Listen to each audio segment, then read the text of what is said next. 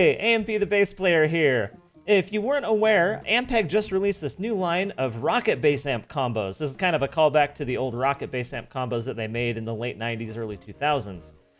These are available for pre-order right now. They're going to be trickling out over the next month or so nobody has them. Nobody knows exactly how they function or what they sound like. But as I was looking at them, they seem to be very similar to the Fender Rumble. It's pretty obvious that Ampeg wants to compete with the Fender Rumble, so let's take a look at them side by side and see if they're worth pre-ordering at this point. So I want to start with the 210 500 watt bass amp combo. This is similar to the Fender Rumble combo that I frequently use. So I want to take a look at the specs on this. So this is $650 versus the Fender Rumble's $600, so it's $50 more expensive. Same wattage, same speaker configuration. They are both 210s, 500 watts. So one thing that people pointed out on my other Fender Rumble buyer's guide video, something that I didn't make really clear in that, is that while it is capable of 500 watts, you only get 350 watts until you connect an extension speaker cabinet onto it. Reading through the Ampeg's listing here, it doesn't really say one way or the other. It just says 500 watts. This, of course, does have a very similar configuration to the Fender Rumble, where you have a line out for an extension speaker, you have a line out for a foot switch, effects loop, DI, all the goodies. I am certain that this will make a great gigging amp, just like the Fender Rumble has been for me. One thing worth noting, though, is that this amp is 5 pounds heavier. It offers only a 3-band EQ, although it does have Ampeg's signature ultra high and ultra low. It does also have a built-in overdrive. If this overdrive is even a little bit good, it'll be worlds ahead of the Fender Rumble's overdrive, because I've just been using that as a mute. You can turn the output on it all the way off, and then that overdrive switch works like a mute, because frankly, the Fender overdrive sounds like poo-poo. It just doesn't sound very good to me, and I never ever use it. The one thing that the Rumble has over the Ampeg, though, is that where it does have the ultra high and ultra low switches, the Fender Rumble has the bright, contour, and vintage voicing switches, which are really cool, and you can combine them in interesting ways. So I feel like ultimately that's just going to be a preference thing, just like which one do you like better in that regard.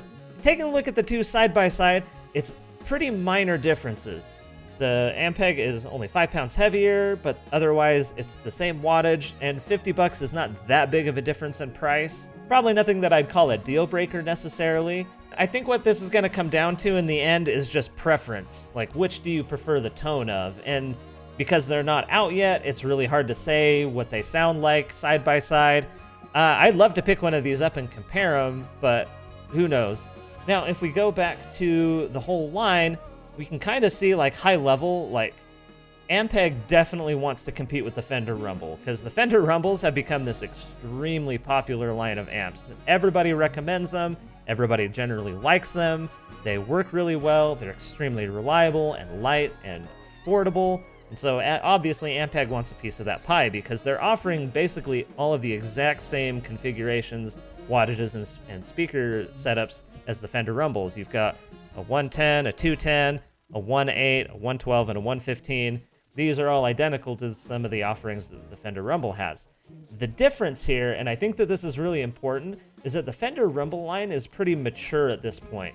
They were released about 7 or 8 years ago, so they've been out, they've been thoroughly tested and vetted. We know that the Rumbles are really, really reliable. They're probably not the most exciting amp out there, but they will always do the job. They will always show up. They'll be easy to work with. There's kind of an X factor with the Ampeg combos. We just don't know anything about them. And this is just purely anecdotal, and something that I've observed across the internet over the past 10 years, is that specifically with the Ampeg Portaflex line, so that was the Ampeg standalone head. And if you've watched my other videos, you know that it is sitting in a closet broken right now. I'm actually actively looking for somebody to fix it here locally, so hopefully I'll get back up and running, because it was a great sounding amp and I really, really liked it. However, it was not reliable. In the moment where I needed it to work, it just died, and it didn't give me a fault light. It didn't give me any obvious indication of what was wrong, and it's been sitting in my closet broken for, what, almost 2 years now. That is the concern that I have with these Rocket Bass combo amps. It's still Ampeg, and I still have a bad taste in my mouth from them. Now, of course, there's a big difference between Ampeg now and the Ampeg that I bought that amp from, because Ampeg was bought out by Yamaha, and so supposedly they had a hand in developing these amps. What we do know about these amps is that they are not a direct reissue of an old circuit. They are completely new. They share some of the same stylings of the Rocket Combo amps from yesteryear, but what I've read is that they are completely new as far as the circuitry. Let's take a look at one of the other ones. I think this one's going to be probably one of the more popular ones that Ampeg does. So the Rumble 40 is super, super popular among the Fender Rumbles, and Ampeg has this one, the 110 50 watt combo amp. So it's slightly more powerful. I don't think those 10 watts are even going to make any bit of a difference at all in terms of, you know, how much sound you can get out of it. But what we see is that this is retailing for $230, whereas the Fender Rumble is retailing for $200, slightly cheaper. Again, not a huge deal-breaking amount of money. Fender Rumble weighs 18 pounds, whereas the Ampeg Rocket Bass weighs 22.5 pounds. So that's kind of the common pattern that I'm seeing among the Ampeg Rocket Bass combos. They're a little more expensive because they're new, and they're a little bit heavier, and they have slightly more wattage. I feel like, in a way, these combo amps have entered the cell phone age, where it kind of doesn't matter which one you get so much, because they all just look like black, boring rectangles, right? Like, from the front, like, these barely even look any different. Visually, like, I think they look pretty nice and clean and modern, but also kind of boring. Like, the Fender Rumble, like, looks okay, but it's not, like, really turning heads, and it's kind of the same with these. Like, the grill cloth they've got on here is sort of that classic retro vibe, but it's kind of subtle, and, I mean, it's just a black rectangle with a speaker in it, and that's kind of all there is to it. The thing that I am probably the most interested in with these amps is their overdrive circuit. The one demo that they put out makes it sound pretty good, but I don't want to pass judgment until I can, like, set it up, sit in front of it, and turn it on and play with it. Wait, how is there a review on this? These are not even available yet. No. You can't have this bass amp because they're just available for pre-order. Oh wait, in stock? What? All right, well, I guess they're out there. I thought that these things were not shipping out until the end of the month, but that totally says in stock. Huh. Okay, well, here's what I'm thinking. Here's where I'm at with these. Given all of the equipment I currently have, if I was going to go and buy one of these new Ampeg Rocket Bass combos, the one that I would probably get is the 115 combo amp. I already have, like, the big 210, and I can extend it to do even another 210 or a 410 if I wanted to. If I wanted something a little bit more portable but still able to keep up with a drummer, this is probably what I would go with.